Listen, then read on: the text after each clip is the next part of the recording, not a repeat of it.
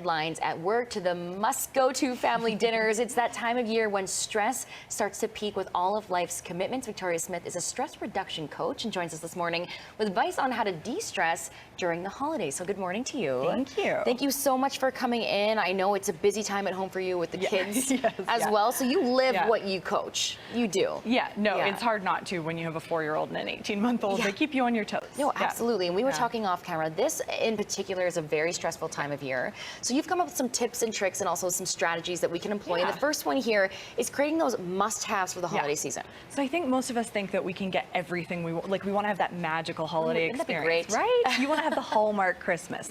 But it's not as realistic. So I think come up with your 3 like non-negotiables. Like I have to experience this. So for me, it's like making cookies with my kids or having some hot chocolate, going skating. What are yours? Get those done first. And then anything else is icing on the Christmas cake. I don't know. I like it, the Christmas cake. So is there a limit to this list? Like you can't just throw everything in there. I think try for 2 or 3, and like per person in your family, right? So mine will be different to my husband's, to my kids. But like if you all get your own things done, then everything becomes much less. I love that. Stressful. Mine is decorating the house. You know, I've got to have the Christmas spirit around the house. And then the next up, I like this one.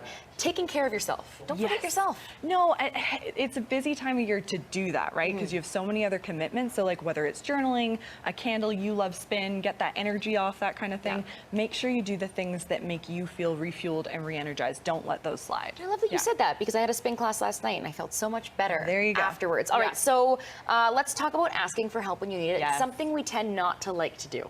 And so sometimes if you don't like to ask for help, you can pay for help. Like whether it's a babysitter, my mom might be helping out a little bit more, like a cleaning company, whatever it is that you need in order to like take a little bit of that off. And if you can't afford to pay for that, like trade services, like a friend can babysit, they can do your Christmas baking, whatever it is, like trade with friends. And with the way mental health is now too, I mean, going in to talk to somebody might be a good idea too, right? 100%. Calgary Counseling Center is a really great place to go for that. Okay, awesome. So the next one we want to talk about is being prepared for challenging conversations. So what exactly are you talking about? I've never had a challenging family member. Have you? No, my family's perfect. They're also watching. We all have like that person, and maybe it's a coworker who drive us a little bit nutty. And so prepare for those conversations. The same way you'd hopefully not go into a grocery store without a list. Don't go into that conversation without having kind of thought through, this is how they usually push my buttons. How would I actually deal with that? What's the boundary I would put in place? When you prepare for it, the conversation is going to go so much more smoothly, but respect yourself through that. If you need to take a step back, totally fair. And I feel like that piece of advice, it's applicable now, but I think it's applicable throughout the entire year. All year, but especially when like tensions are high in December, like it's even more necessary. Absolutely. So we had you in September when we were talking about stressing less for September, and you had this great idea. It was a calendar.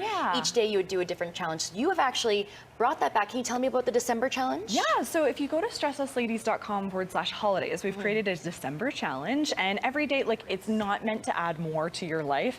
It's like 5 to 10 minute challenges that will help you de-stress, like whether it's making your home or your like living area a little more higa. If, I don't know if I'm saying that right. I think that's how you say it. A little more cozy, or if it's having a cup of tea or journaling or going for a walk in the snow, maybe not in -20, but you know, adapt it for you. And these are things that will help like add to your self-care throughout this busy season. Okay, I love it. Those were some great tips, Victoria. Thank you so much for coming in this morning. Thank you for having me. And happy unstressful, de-stressful, unstressful. Less stressful December. Less stressful. There we go, December to you. For more information, let's head to stresslessladies.com.